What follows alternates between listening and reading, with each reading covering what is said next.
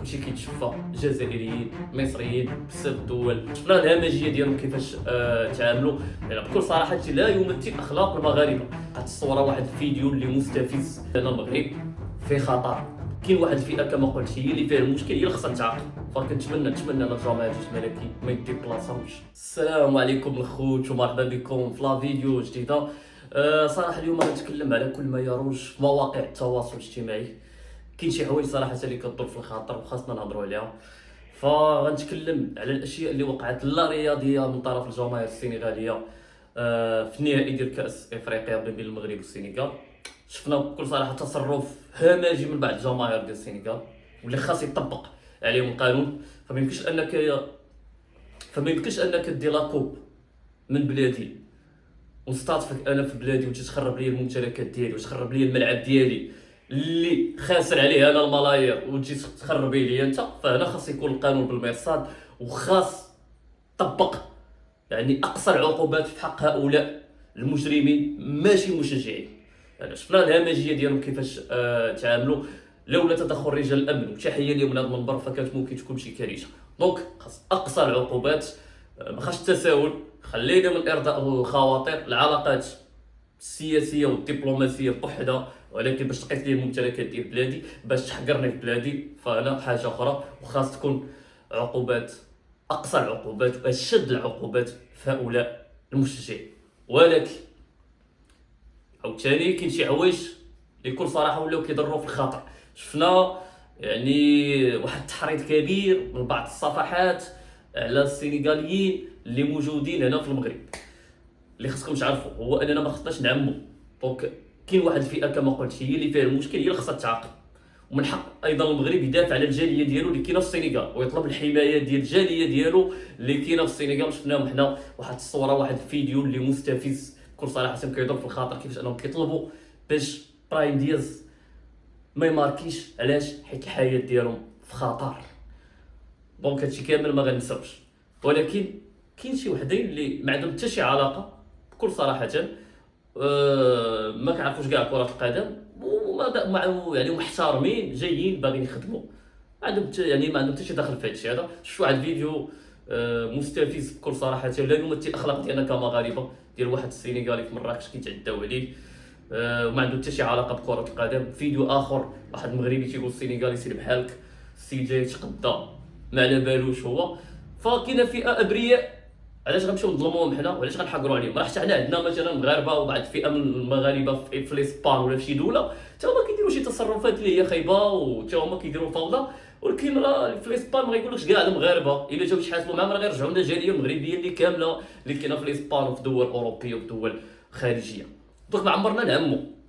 انا مع القانون، انا مع ان ما يجيش شي واحد يدرتك علينا في بلادنا هنا. انا مع العز، ما نبغيش الذل في بلادي، ولكن ما نبغيش الحقره عاوتاني الابرياء. ما نضربوش وحدين اخرين ما عندهم حتى شي علاقه وما عندهم حتى شي ذنب.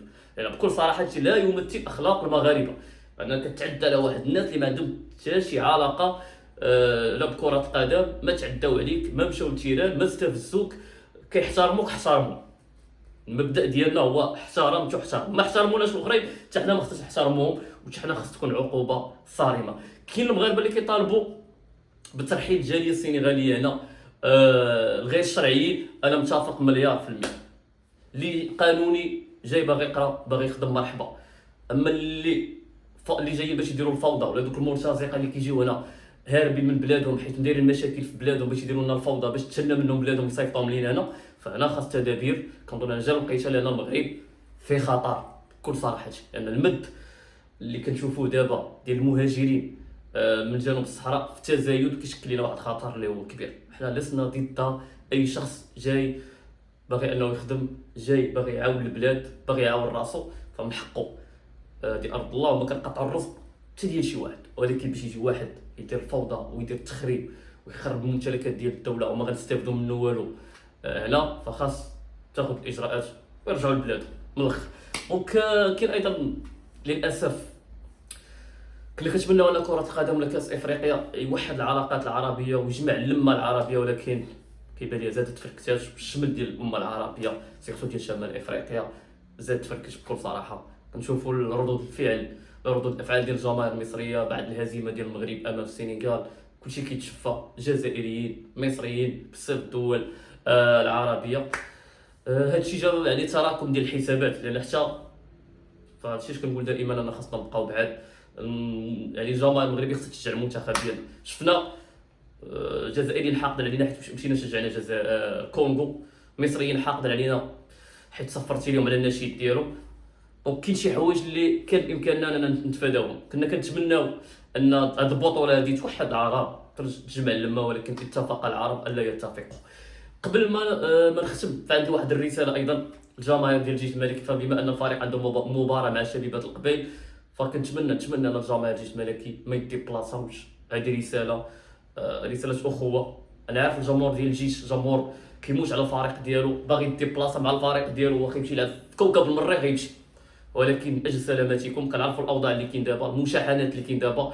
الجزائر كيتسناونا في الطوره، باغيين ينتقموا من المشجعين اللي معتقلين هنايا، فخاصهم يديروا اي حاجه باش يستفزوك، باش يطيحوكم في الفخ، باش انكم يعني يتم السجن ديالكم ولا يتم الاعتداء عليكم. دونك فكروا في راسكم، فكروا في والديكم. صحيح الجيش العشق ديالو كبير، جمهور كيتنفس حب الجيش الملكي، ولكن فكروا في راسكم، فكروا في السلامه ديالكم، فكروا في والديكم، لان المباراه غتفوت والتبعيات ديالها لا قدر الله فدائما غتبقى المده اللي هي طويله، سواء النفسيه على الوالدين ديالكم اللي غيبقاو مشوشين عليكم ولا تمشوا لهم المشاكل. فنتمنى ان الجمهور ديال الجيش الملكي بلا ما يمشي باش يتفادى كاع هاد الصراعات اللي كاين وهاد السيناريوهات المحتمله اللي يمكن انها تؤدي بخطر سلامه الجماهير ديال الجيش الملكي. دونك هذه هي الرساله ديالي، وهذا هو الفيديو ديالي. ما تنساوش تخليو لنا التعليقات ديالكم. نتلاقاو في لا فيديو جديده على نفس القناه، ديما نفس الشعار، كلكم منور مع منكم ما نختار. تلاقاو في لا فيديو جديده على نفس القناه. ابراهيم قادوري.